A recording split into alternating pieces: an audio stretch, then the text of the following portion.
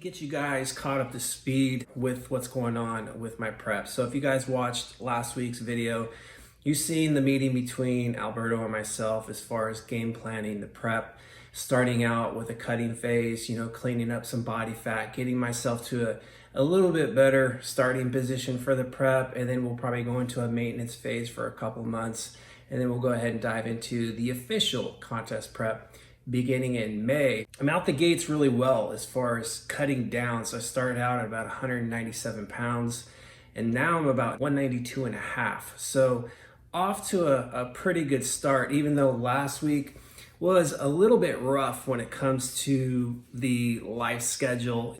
It was good things that happened. It just, when you're trying to, run a contest prep or run a cutting phase, and you have, your son's birthday pop up, you don't really want to sacrifice life gains, trying to stay on top of a diet. But I did pretty good. So the way I managed his birthday was I just ate protein, for breakfast, for lunch, kind of kept it really light on the fat and carbs. That way, if we're to cut the cake, I can have myself a nice piece of cake and enjoy that, with my son. I just kept calories pretty light, heading into his birthday party. And at the end of the day, I was actually under my calorie targets. So I still was able to enjoy a nice piece of cake. And a little bit of a bonus was I was actually still in a deficit, or more so of a deficit than maybe, we were kind of anticipating. So I didn't train on his birthday. I didn't want to spend my time, in the gym, on his birthday. Wednesday was just one of those days where I got super busy. Well, the next day, Thanksgiving, good for nothing. Basically, body aches, chills. I just needed to rest. So I was on the couch resting up, and my wife, my son, they went over to my wife's aunt for Thanksgiving. I kind of stayed back. So my Thanksgiving was, in a sense, a pastrami sandwich. I fell short on macros again. My appetite just really wasn't there. I just sat there and watched football all day. So I didn't really train on Thanksgiving either. Just wasn't feeling good. Same thing on Friday, just really wasn't myself just yet. So I needed one more day to kind of recover. And then on Saturday morning, I finally got my second training session in. So I fell short a little bit on my training last week, but I did pretty well. Overall, the first week in a deficit, I was definitely well within my targets. The refeed days, Saturday and Sunday, those were nice. Stayed within my ranges, which I'm super happy about because refeeds is kind of my weakness. And I think just having that accountability, just knowing that, Alberto's going to be checking that spreadsheet. I'm going to have to check into him next week. Just having that accountability is keeping me on my toes.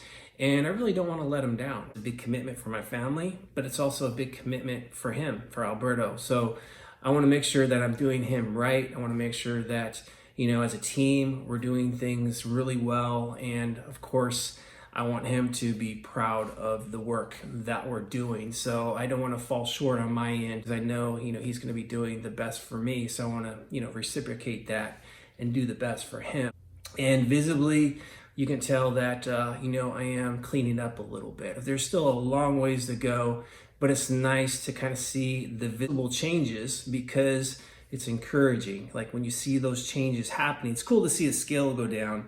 It's a lot more cool when you see the visible changes happening, and that's motivating. So picking up a lot of momentum as far as motivation goes. So out the gate, things are going really, really well. This week's training so far has been going pretty well. Fingers crossed today's training goes pretty well. But outside of that, there's nothing overly exciting. Just starting out. So there's not going to be a whole lot that needs to be addressed right now. Like hunger levels are fine. It's starting out early, so I'm not that hungry. Area I need to really work on is getting my steps in. So I'm falling a little bit short this week on that. So right now I'm still trying to figure out like my daily flow. In the morning times, when I first get up, it's probably the best time to get my steps in, but it's super dark outside. It's cold. So I really don't want to get out there and walk at that particular point in time. And then other parts of the day, just super busy, with work, super busy with being a dad, not to make excuses, but I'm going to have to figure out, a time slot to kind of make that happen. But outside of that, over the weekend, I was pretty active with the family, doing a lot of things like Alberto kind of mentioned. with our meeting that, with the family and stuff on the weekends and just out and about, those steps are going to be where we probably want. And that's exactly kind of what happened. So it's just the Monday through Friday, when I'm in that workflow, where I'm a little more sedentary sitting at that desk. I'm going to need to, find some time to make it happen. And I just have to do it. That's the thing. I can't put it off. So I just have to find a little bit of a window there. But washing cars, mowing lawns, like those types of things, I'm probably going to start doing a lot more of that. Of course, my wife's probably going to really enjoy that. But yeah, I just need to make it a point to, move a lot more. And, being that my calories where they're set now, I really want to have to lower calories down from where I'm at now. So that activity, I think, we definitely need to make sure we're getting those steps up. So that's definitely the goal, over the course of the next week or two, is to really get those steps in and make it a habit. So find a time slot where I know adherence is going to be that's best, and then basically try to make that become a nice little habit there.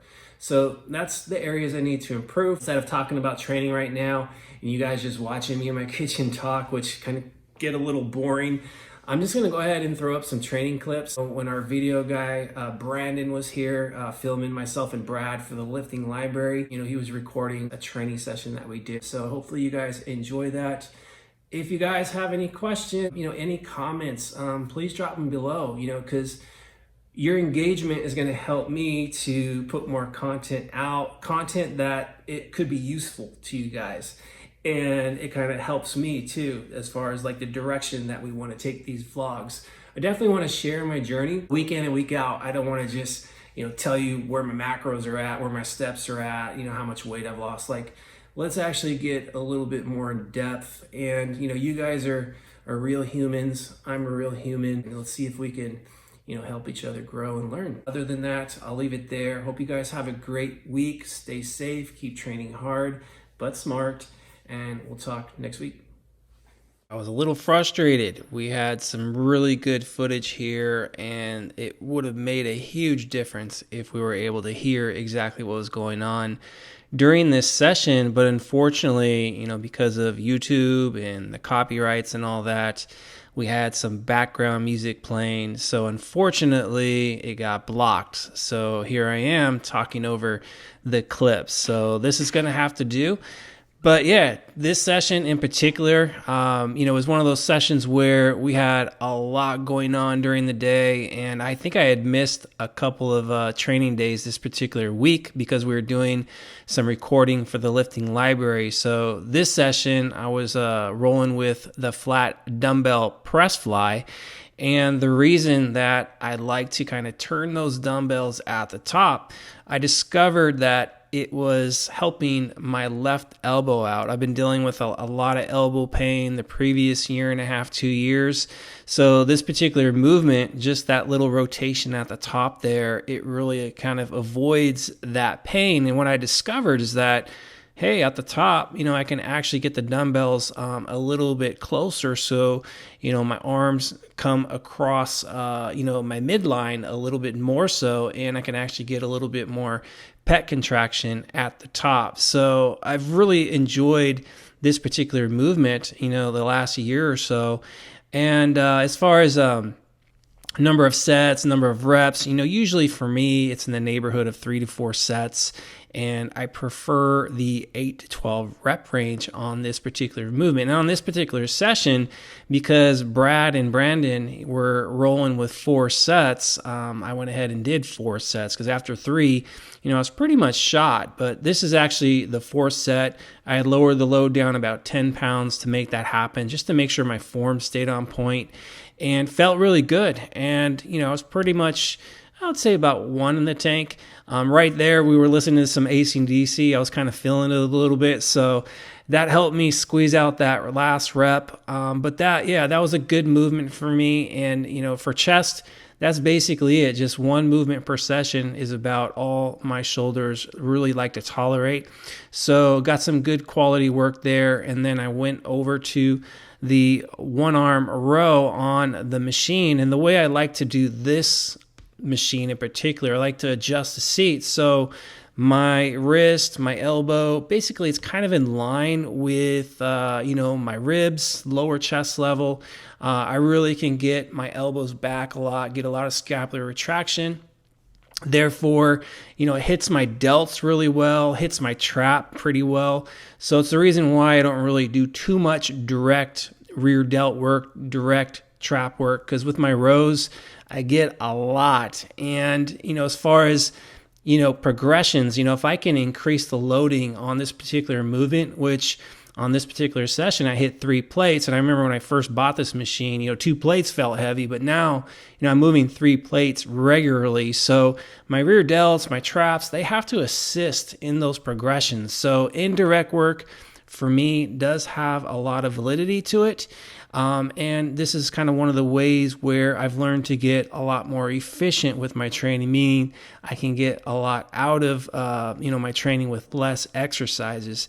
But this particular movement, it definitely saves my lower back and my legs. So when I get to my leg sessions, let's say, bent rows, that type of movement, it is, a little taxing on the lower back and the legs. So it keeps me a little fresher for my legs.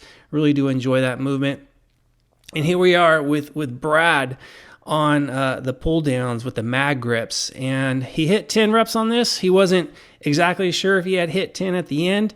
And what I was really paying attention to while he was executing this was his form, like his control, making sure that the concentrics, the eccentrics were on point. And you can see like there's very, very little, momentum. There's hardly any leveraging going on. He's keeping things looking really, really good. You can see how he kind of pulled that last one in there, and he got all of it. And right there, I was kind of telling Brandon, did you see the shit face on him? Because that's one thing. His form is rock solid, but I think as far as like the external energy being leaked out, like, the grunting, facial expressions, that type of thing, I think he could probably cue that in a little bit more, but I'm being really nitpicky with that.